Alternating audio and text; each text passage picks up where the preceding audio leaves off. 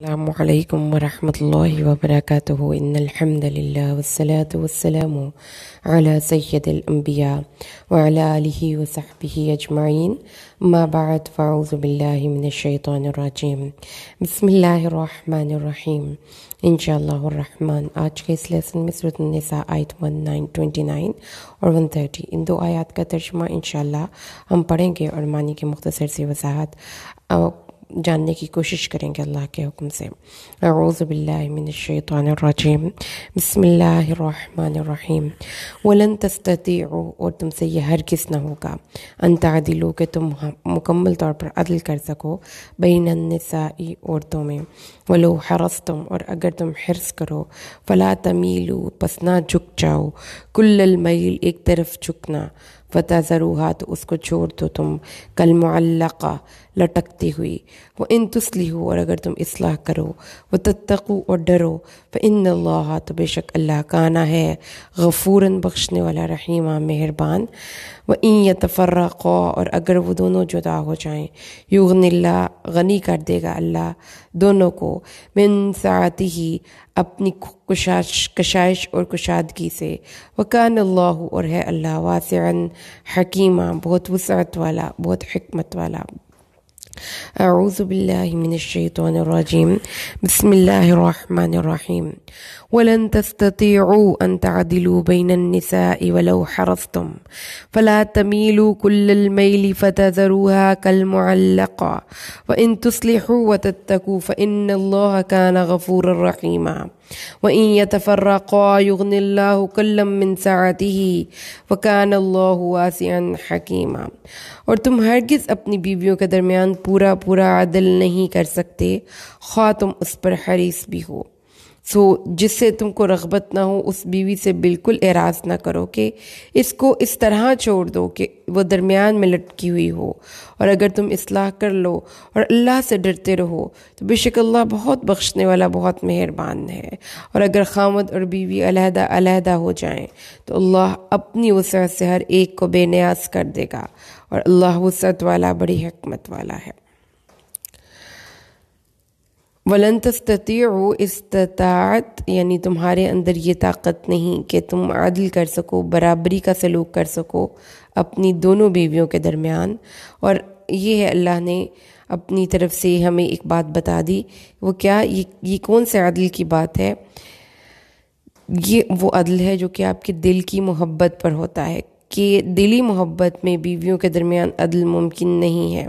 تو دلی محبت میں مساوات کرنے کا اگر ارادہ بھی ہو خامد کا کہ میں دونوں کو ایکول محبت کروں، تو ایسا انسان کے اپنے بس میں اور اختیار میں نہیں، کیونکہ دل انسان کے اختیار میں نہیں۔ حضرت عائشہ بیان کرتی ہیں، ترمذی کی روایت ہے کہ نبی کریم صلی اللہ علیہ وسلم اپنی ازواج کی باریوں میں عدل کرتے تھے اور فرماتے تھے، اے اللہ یہ میری وہ تقسیم ہے جس کا میں مالک ہوں، تو مجھے اس چیز پر ملامت نہ کرنا جس کا میں مالک نہیں ہوں۔ اس کا معنی یہ ہے، ترمذی نے کہا ہے کہ محبت کے درمیان برابری رکھنے کا میں مالک نہیں ہوں۔ طبری میں بھی قتادہ بیان کرتے ہیں، حضرت عمر ابن الخطاب فرمایا کرتے تھے، اے اللہ میرے دل میں جو محبت ہے میں اس کا مالک نہیں، اس سوا باقی امور میں مجھے امید ہے کہ میں عدل کروں گا۔ تو اس کا مطلب پھر آیت کریمہ کا کیا ہے؟ آیت کریمہ کا مطلب یہ ہے کہ اگر تم چاہو بھی کہ تم دونوں بیویوں کو ایکول لگاوٹ یا دل میں محبت محسوس کرو تو ایسا نہیں ہو سکتا، ٹھیک ہے؟ تو اس لیے پھر اس کا مطلب یہ نہیں کہ اگر کس دوسری بیوی سے تمہاری رغبت محسوس نہیں ہوتی تو تم اس کی باری اس کو دے دو، یا اس کا عمل زوجیت وہ ادا نہ کرو، یا یہ کہ اس کے جائز حقوق بھی پورے نہ کرو، اور بالکل ایک بیوی کی طرف جھکاؤ کر لو اور دوسری کو نہ خرچہ دو، نہ اس کے ساتھ محبت کا مظاہرہ کرو، نہ اس کے ساتھ گھر میں جا کر رہو، نہ اس کے بچے کو امپورٹنس دو۔ دوسری بیوی کے ساتھ عمدن برا سلوک اور ظلم نہیں کرنا چاہیے۔ صدی نے کہا ہے، اس کا معنی یہ ہے کہ ایسا نہ کرو کہ دونوں بیویوں کو وہ باری دو، نہ ان پر خرچ کرو، اور جو درمیان میں لٹکی ہوئی ہے یعنی نہ وہ شوہر والی ہے، نہ وہ مطلقہ ہے، نہ وہ بیوہ ہے، اس کی کوئی سٹیٹس ہی واضح نہیں، اس لیے اس عورت کے ساتھ ظلم نہ کرو اور اس کو اس کا جائز حق دے دو۔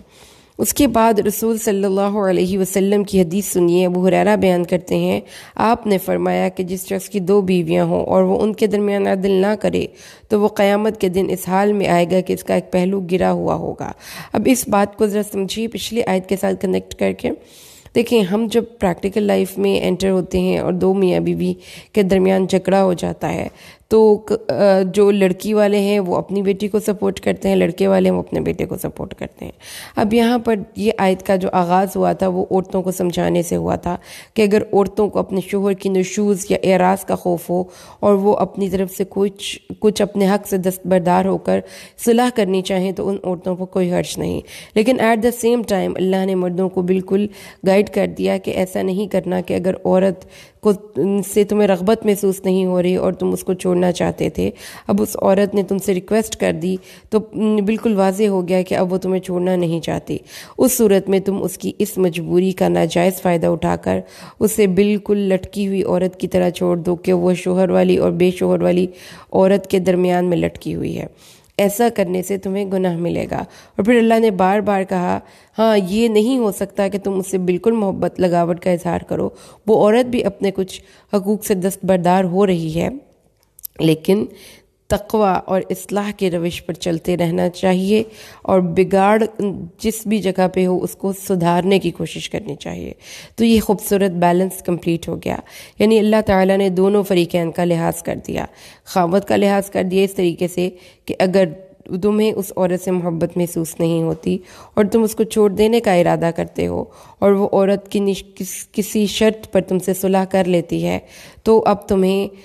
پتہ چل گیا کہ اس عورت کا تمہارے علاوہ کوئی نہیں، تو تم اس کی اس مجبوری کو ایکسپلائٹ کرو۔ یہ تم نے نہیں کرنا، تم نے اس کے ساتھ احسان کا اور اصلاح کا اور تقوی کا معاملہ کرتے ہی رہنا ہے۔ اور یہ کہ اس عورت کو، یہ دیکھیں یہاں پر اگین جس چیز کی طرف رہنمائی کی گئی میرڈ لائف میں کہ میرڈ لائف کو بچانے کے لیے حد الامکان کوشش کرنی چاہیے۔ چھوٹی چھوٹی باتوں پر علیحدگی کی سوچ ذہن میں غلط ہے، اور یہ کہ ہم چھوڑ دیں گے یا ہم اپنے اپنے راستے علیحدہ کر لیں۔ اللہ تعالیٰ نے پہلے ہر 2 فریقین کو گائیڈ کیا کہ ایسا آپ نے نہیں کرنا، کوشش کریں کہ حد الامکان نباہ ہو سکے۔ اور اس کے لیے اگر عورت کو تھوڑا سا جھکنا پڑے تو اس کو جھک جانا چاہیے، اور اگر مرد کو اس سے محبت محسوس نہیں بھی ہو رہی تو بھی اللہ سے ڈرتے ہوئے وہ اگر اس کو برداشت کرے گا یا اس کے حقوق پورے کرے گا تو اس پر اجر سمیٹے گا۔ اور اسی طریقے سے اگر عورت اپنے کسی جائز حق سے دستبردار ہوتی ہے اور اس پر صبر کرتی ہے تو اس پر بھی وہ اللہ سے اجر لے گی، کیونکہ اللہ تعالیٰ نے یہ حق، اگر جائز ایک حق عورت کا رکھا ہے اور وہ اپنے اس حق سے اس لیے دستبردار ہو رہی ہے کہ وہ اس شادی کو برقرار رکھنا چاہتی ہے تو وہ اللہ سے اجر پائے گی اس صبر کی وجہ سے۔ اور پھر اللہ تعالیٰ نے فرمایا لیکن یہ نہیں کرنا کہ اگر تمہارا قلبی میلان، جھکاؤ دل کا کسی ایک خاص عورت کی طرف ہے تو باقی کسی بھی عورت کو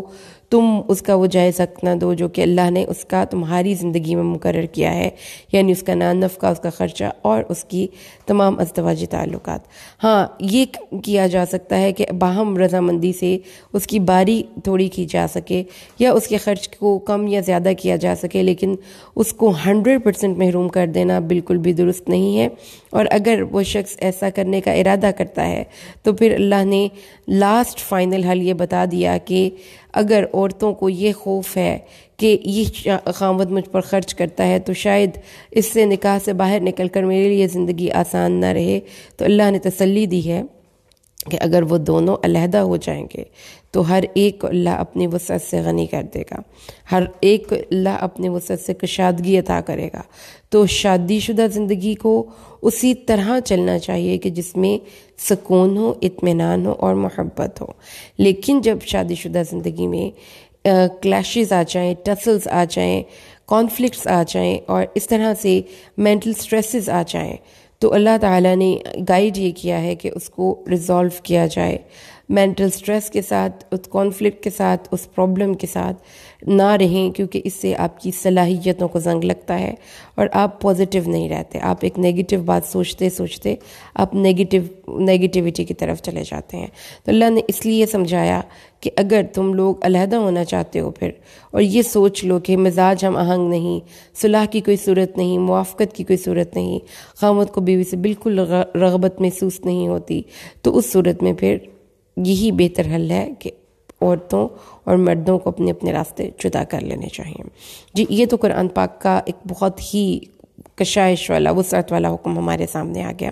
ہم اب اس کو اپنی سوشل جو ایک سوچ ہے اس کے ساتھ کمپیریزن کر لیں اور یہ دیکھ لیں کہ قرآن پر عمل نہ کرنے کی وجہ سے زندگیاں کتنی مشکل ہیں. سب سے پہلے تو یہ دیکھیں کہ ہمارے معاشرے میں 2 ایکسٹریمز پہ لوگ پائے جاتے ہیں. ایک طرف وہ لوگ ہیں جو کہ چھوٹی چھوٹی باتوں پر مصالحت کی کوشش کیے بنا اپنی بیٹیوں کو، اور خود لڑکیاں طلاق کا مطالبہ کرنے لگتی ہیں اور بیٹیوں کو وہ طلاق دلوا دیتے ہیں،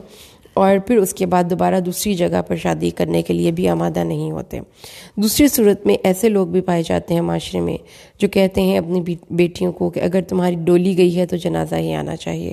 اور اچھی بچیاں، اچھی لڑکیاں طلاق نہیں لیتیں، اور طلاق ایک بہت بڑا کلنک ہے، ایک بہت بڑا داغ ہے. کسی بھی عورت کے ماتھے پر لگ جائے تو وہ کسی صورت نہیں دھل سکتا. اور یہ کہ طلاق یافتہ عورت سے شادی کرنا تو بہت ہی بری بات ہے. یہ دونوں سائڈ پہ ہم بات کرتے ہیں، مردوں اور عورتوں کی سائڈ سے.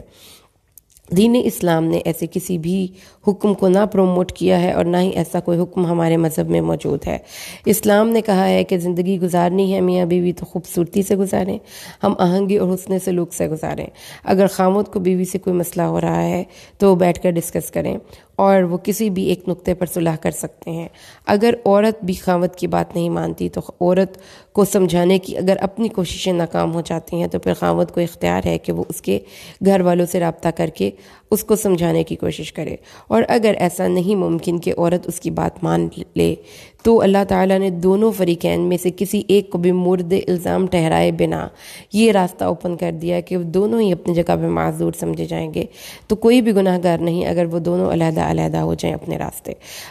راستے علیحدہ کر لیں. اور پھر اللہ نے مردوں کو کیونکہ ایڈیشنل رسپانسبلٹی دی، اس لیے ان کو ایڈیشنلی گائیڈ کیا. اور وہ کیا تھا کہ عورتیں اگر ایک سے زیادہ تمہارے نکاح میں ہیں تو پھر اب تمہاری ذمہ داری ہے کہ تم دونوں عورتوں کے ساتھ عدل و انصاف کا برتاؤ کرو. اگر تم کسی ایک عورت کے ساتھ کی طرف واضح طور پر جھک جاؤ گے تو تم اللہ سے اس حال میں ملو گے کہ تمہارا ایک پہلو جھکا ہوا ہوگا، تمہاری ایک سائیڈ گری ہوئی ہوگی جیسے فالج ہوتا ہے. ٹھیک ہے، تو یعنی کہ تمہارے ایک سائیڈ پہ فالج ہوا ہوگا، اس طریقے سے تم اللہ سے جا کر ملو گے. اور اس طرح سے اللہ تعالیٰ نے یہ بتایا، اور یہ فالج کی کیفیت اس کو اس سارے ٹائم پہ برداشت کرنی پڑے گی جس ٹائم پہ میدان محشر ہے. تو اللہ تعالیٰ نے پھر فرمایا ہاں تم کسی شرط پہ صلح کر سکتے ہو، تم اس کو تھوڑا توجہ دے سکتے ہو، لیکن یہ نہ کرو کہ اس کو بالکل بے نکاحی عورت کی طرح چھوڑ دو. اب وہ نہ دوسری جگہ شادی کر سکتی ہے کیونکہ وہ آلریڈی کسی خاوند کے نکاح میں ہے، اور نہ ہی وہ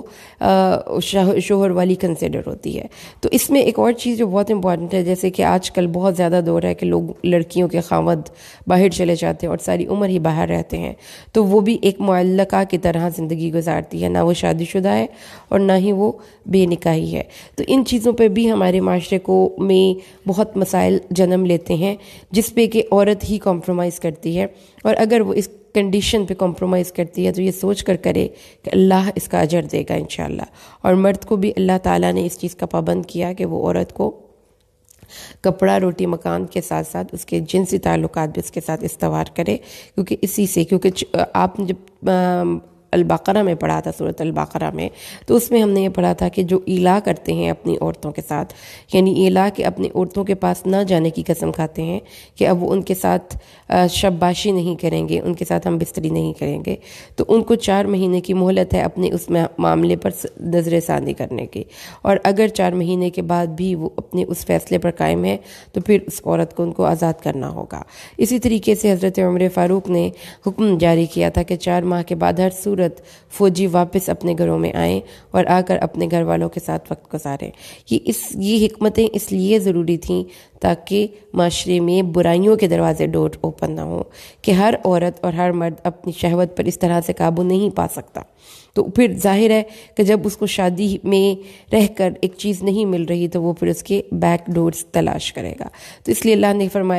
اللہ نے فرمایا کہ اصلاح کرو. بگاڑ ہو جائے گا معاشرے میں اگر مرد عورتوں کو اس طرح سے اہمیت نہیں دیں گے. خالی کپڑا روٹی اور مکان سے ہی اس کی زندگی کی ضروریات پوری نہیں ہوتی. اور پھر آگے اللہ نے جو بات بتائی وہ یہ بتائی کہ اگر علیحدہ ہونا ہے تو پھر یہ سوچ لیں کہ مستقبل کا خوف ذہن سے نکال کر بطریق احسن علیحدہ ہو جائیں. آئندہ آنے والے وقت میں اللہ کشاش اور کشادگی عطا فرمائے گا اور اللہ تعالیٰ بہت وسعتوں والا ہے. تو اس سے یہ پتہ چلتا ہے کہ کوئی طلاق کوئی گالی نہیں ہے. طلاق اگر حالات آپ کے کنٹرول میں نہیں رہتے اور روز روز لڑائی جھگڑے ہیں جس سے آپ کی ذہنی سکون برباد ہے، آپ کی صحت برباد ہے، تو اس صورت میں لڑکی والوں کو اور یا لڑکی کو خود فیصلہ لینا چاہیے کہ وہ اپنا راستہ جدا کر لیں. اور اللہ تعالیٰ نے بھی اسی چیز کو ریکمینڈ کیا ہے کہ اگر نباہ کی کوئی صورت نظر نہیں آتی تو اللہ کی خوبصورت جو تحفہ ہے زندگی اس کو برباد نہ کریں کسی ایک شخص کے ساتھ. اللہ کی بھروسے پر نئے سفر کا آغاز کریں، اور یہی اللہ نے ہمیں سکھایا. تو اللہ سے دعا کرتے ہیں اللہ ہمیں قرآن کو سمجھ کر پڑھنا اور اس پر عمل کرنا ہمارے لیے آسان کر دے. آمین. بارک اللہ لی ولکم فی القرآن الحکیم ونفعنی وإیاکم بالآیات والذکر الحکیم. السلام علیکم ورحمۃ اللہ وبرکاتہ.